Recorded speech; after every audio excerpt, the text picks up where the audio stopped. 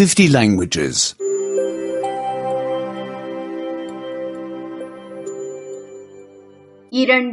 இரண்டு குடும்ப அங்கத்தினர்கள் குடும்ப அங்கத்தினர்கள். தாத்தா தாத்தா, பாட்டி பாட்டி, அவனும் அவளும் அவனும் அவளும். தந்தை தந்தை, தாய் தாய், அவரும் அவளும் அவரும் அவளும். மகன் மகன், மகள் மகள், அவனும் அவளும் அவனும் அவளும்.